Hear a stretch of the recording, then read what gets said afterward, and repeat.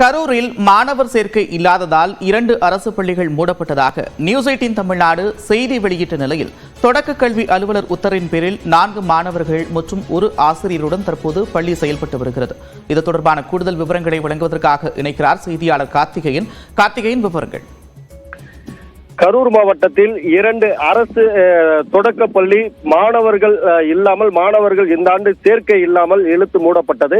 இந்நிலையில் நம்ம கடந்த 30ஆம் தேதி 31ஆம் தேதி 2 நாட்கள் நியூஸ் 18 அந்த நேரில் சென்று அந்த ஸ்கூலில் கள ஆய்வு செய்து எதற்காக மூடப்பட்டது என்று தெரிந்து செய்தி வெளியிட்டிருந்தோம். இந்நிலையில் அந்த செய்தி எதிரொலியாக மாவட்ட தொடக்க கல்வி அலுவலர் உத்தரவின் பேரில் அதே பள்ளியில் இப்போது நேற்று 1 மாணவர், இன்று 4 மாணவர்கள் என 4 மாணவர்கள் ஒரு நடைபெற்று வருகிறது. குறிப்பாக கரூர் மாவட்டத்தில் 751 அரசு மற்றும் அரசு உதவி பெறும் தொடக்க மற்றும் நடுநிலை பள்ளிகள் செயல்பட்டு வந்த நிலையில் குறிப்பாக கடந்த 2 ஆண்டுகளாக கரூர் மாவட்டத்தில் ஒற்றை இலக்கத்துடன் 45க்கும் மேற்பட்ட ஸ்கூல்கள் செயல்பட்டு வந்த நிலை 2 பள்ளி சுத்தமாக மாணவர்கள் இல்லாத நிலையில் இந்த கல்வியாண்டு அதாவது தாந்தோன்றிமலை ஊராட்சி ஒன்றிய வெங்கடாபுரம் பள்ளி மற்றும் தென்னிலை அருகே உள்ள நெடுங்கூர் அரசு தொடக்கப்பள்ளி என 2 பள்ளிகள் மாணவர்கள் இல்லாமல் இழுத்து மூடப்பட்டது. இது குறித்து கடந்த 30ஆம் தேதி நம்ம செய்தி வெளியிட்டிருந்தோம். குறிப்பாக வெங்கடாபுரம் பகுதியில் 1962ஆம் ஆண்டு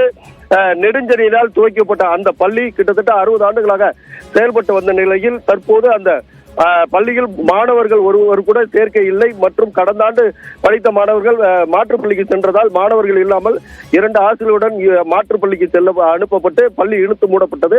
இது குறித்து செய்தி வெளியிட்டிருந்தோம். தற்போது செய்தி எதிரொலியாக அந்த பள்ளி மீண்டும் துவங்கப்பட்டு நேற்று 1 மாணவர், 1 ஆசிரியர், இன்று மேலும் 3 மாணவர்கள் சேர்ந்து 4 மாணவர்கள் 1 ஆசிரியருடன் பள்ளி துவங்கி நடைபெற்று வருகிறது. இதேபோல் நெடுங்கூர் பள்ளியும் துவங்குவதற்கு நடவடிக்கை எடுக்கப்படுவதாக மாவட்ட தொடக்க கல்வி அலுவலர் தெரிவித்துள்ளார்.